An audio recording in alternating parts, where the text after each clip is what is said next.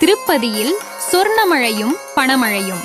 திருப்பதியில் ஏன் சொர்ணமழையும் பணமழையும் பொழிகின்றது என்று தெரியுமா?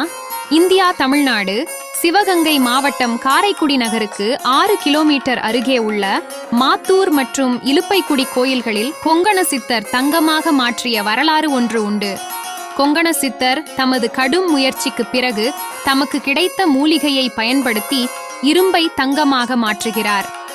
இலுப்பைக்குடி கோயிலுக்கு அருகில் உள்ள மாத்தூர் ஐநூற்றீஸ்வரர் கோவிலில் அவருக்கு அவர் செய்த தங்கம் 500 மாத்து மாற்றுக்கள் தரம் உடைய தங்கம்தான் கிடைத்தது.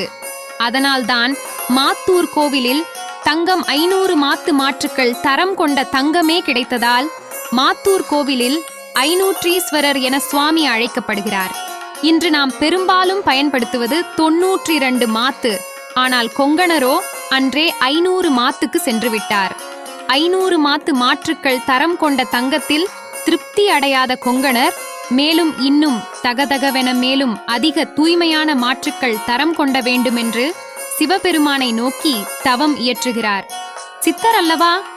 சிவனும் மனமிறங்கி அதோ அங்கே இலுப்பைக்குடியில் இலுப்பை மரமும் வில்வ மரமும் நிறைந்த அந்த இடத்தில் பைரவரை நினைத்து 1000 மாத்து மாற்றுக்கள் உள்ள தங்கத்தை தயாரிக்க அருள் செய்கிறார். கொங்கணரும் மிக சரியாக இந்த வில்வமரம் மற்றும் இலுப்பை மரங்கள் நிறைந்த இடமான இலுப்பைக்குடியில் ஸ்வர்ணாகர்ஷண பைரவர் ஆசியுடன் 1000 மாத்து மாற்றுக்கள் உள்ள தங்கத்தை தயாரித்து விட்டார். அந்த தங்கமோ தகதகவென ஜோதியாக மின்னுகிறதாம். அப்போதும் திருப்தி அடையாத அவர் இன்னும் பிரகாசமாய் தங்கம் மாற்று அதிகமாக வேண்டும் என்று முயற்சி செய்த போது அதப்படியே பூமிக்குள் சென்று ஜோதியாக சிவலிங்கமாக சுயம் பிரகாசேஸ்வரராக காட்சியளித்து தான் உச்சகட்ட ஜோதி பிரகாசம் என்று கொங்கணருக்கு அறிவுறுத்தி அருள் பாலிக்கின்றார். இப்படி பிரகாசமாக ஜோதியிலிருந்து தோன்றியதால் இலுப்பைக்குடி கோவில் சுவாமிக்கு சுயம் பிரகாசேஸ்வரர் என்றும் தான் தோன்றீஸ்வரர் என்றும் அழைக்கிறார்கள். மிக பழமையான பைரவர் தலங்களுள் இதுவும் ஒன்று. ஒரு புறம் இரும்பு, மறுபுறம் அதன் உச்சம் ஜோதி பிரகாசமாக இறைநிலை. இதற்கு மேல் பிரகாசம் கிடையாதல்லவா? ஆக கொங்கண சித்தர் மனம் இறைவசப்பட்டு உணர்ந்து ஞானம் பெற்று இறைவனை விட மிஞ்சிய சுயம் பிரகாச ஜோதி 1000 கோடி சூரிய பிரகாசத்திற்கும் அதிகமாக ஜொலித்ததைக் கண்டு இனி இறைவனே பரிபூரண ஜோதி என்று உணர்ந்து சித்தி வாய்க்கப் பெற்று ஞானம் பெற்று பின் வாழ்க்கை சக்கரம் சுழன்று பல இடங்களுக்கு சென்று இறுதியில் திருப்பதியில் ஜீவசமாதி அடைகின்றார். மாத்தூர் கோவிலில் தங்கம் 500 மாத்து மாற்றுக்கள் கிடைத்ததால் ஐநூற்றீஸ்வரர் என்றும், இலுப்பைக்குடியிலோ 1000 கோடி சூரிய பிரகாசத்திற்கும் அதிகமாக காட்சி தந்துதானே மிக பிரகாசமானவன் என்று அர்த்தம் உணர்த்தி கொங்கண சித்தர் ஞானம் பெறச் செய்ததால் இலுப்பைக்குடி கோவில் சுவாமி சுயம் பிரகாசேஸ்வரர் என்றும், சுயம்பு மூர்த்தம் என்பதால் தான் தோன்றீஸ்வரர் என்றும் அழைக்கிறார்கள். கொங்கணர் சித்தர் ஸ்வர்ணாகர்ஷண பைரவரின் அருளை பரிபூரணமாக பெற்றவர். திருமலை திருப்பதி கருவறையில் பெருமாளின் பாதத்தின் கீழ் ஜீவசமாதி பெற்றவர்.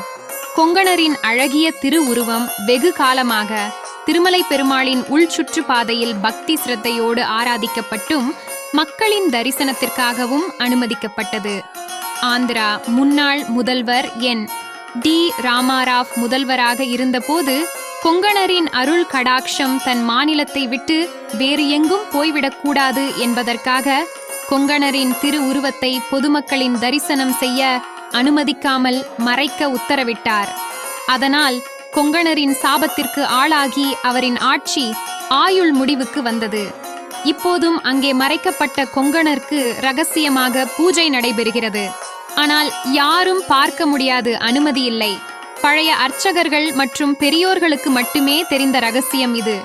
ஆனால் உண்மை இப்போதும் திருப்பதி மூலஸ்தான சுற்றுப்பாதையில் யாருக்கும் தெரியாமல் ரகசியமாக அதிசயமாக இப்போதும் உள்ளது கொங்கண சித்தரின் சமாதி. கொங்கணர் வேண்டிக் கொண்டபடி திருமலையில் இறைவன் கொங்கணரின் தலையில் கால் வைத்து அழுத்தி பூமிக்குள் சமாதியில் வைத்து அருளினார். அதனால்தான் திருப்பதியில் மூலவர் இருக்கும் பகுதி முழுதும் பள்ளமாக இருக்கும் என்கிறார்கள். திருப்பதியில் ஏன் சொர்ணமழையும் பணமழையும் பொழிகின்றது என்று இப்போது உங்களுக்கு தெரிகிறதா? சிந்தியுங்கள். சித்தர்களின் அருள் இல்லாமல் எந்த இயக்கமும் இல்லை உலகில். பொறுமையை விட மேலான தவமும் இல்லை. திருப்தியை விட மேலான இன்பமும் இல்லை. இரக்கத்தை விட உயர்ந்த ஆரமும் இல்லை.